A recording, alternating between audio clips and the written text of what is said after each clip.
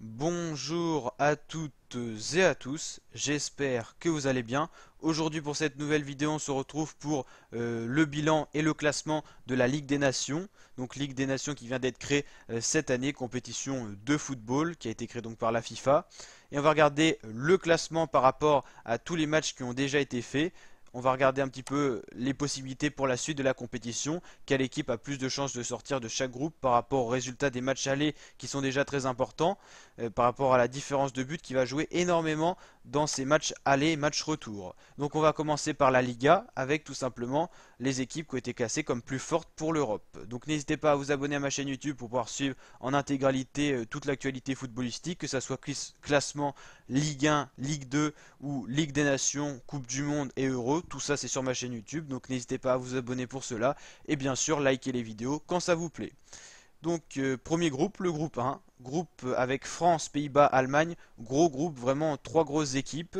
Alors on a tout simplement la France qui a fait un 0-0 face à l'Allemagne, un résultat un peu décevant pour les champions du monde sortant tout simplement de cette Coupe du Monde 2018. On attendait un petit peu mieux de l'équipe de France, sachant que l'Allemagne avait été quand même éliminée en phase de groupe.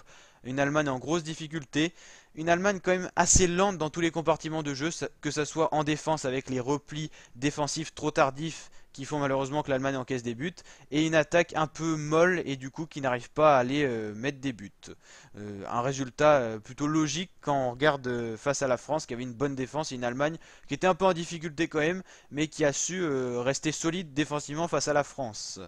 Après, on a eu France-Pays-Bas. La France a gagné 2-1 face aux Pays-Bas. Les Pays-Bas, ils sont toujours à la recherche, tout simplement, de bons résultats. Ils n'ont pas été à l'Euro 2016, ils n'ont pas été à la Coupe du Monde 2018. Ils cherchent quand même un second souffle, une nouvelle génération talentueuse pour l'instant qui tarde à arriver.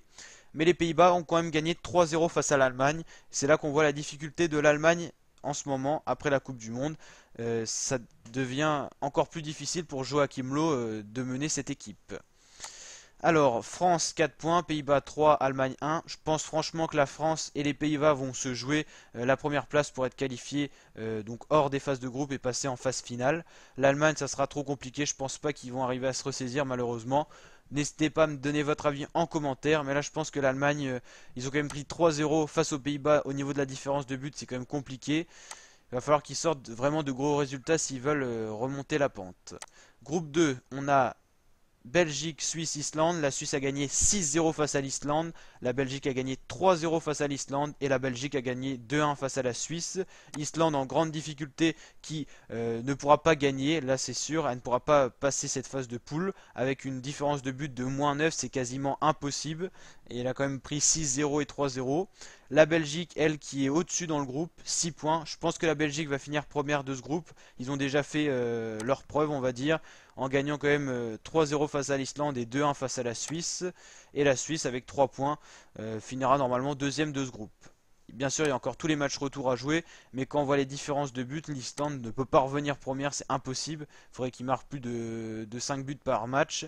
Et puis la Belgique a quand même eu un score assez propre face à la Suisse, c'est-à-dire que au niveau de 2 buts concédés pour la Suisse, au niveau statistique, il faudrait quand même que la Suisse marque 3 buts face à la Belgique pour repasser première du groupe, ça paraît compliqué. Ensuite, Portugal, Pologne, Italie, groupe assez homogène qui finalement ne l'est pas forcément. Donc l'Italie, Pologne, ils ont fait un 1 partout. L'Italie, ils n'ont pas été à la Coupe du Monde 2018. La Pologne, ils ont été à la Coupe du Monde, mais ça a été très difficile pour eux. Le Portugal a gagné 1-0 face à l'Italie et le Portugal a gagné 3-2 face à la Pologne. Portugal, résultat toujours satisfaisant, constant, dans la lignée de l'Euro 2016 et d'une Coupe du Monde quand même plutôt pas mal, malgré qu'il se soit quand même arrêté assez précocement dans la compétition en huitième de finale face à l'Uruguay.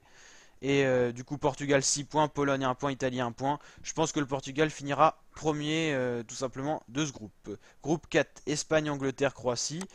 Alors, la Croatie, c'est quand même l'équipe qui a été en finale de la Coupe du Monde.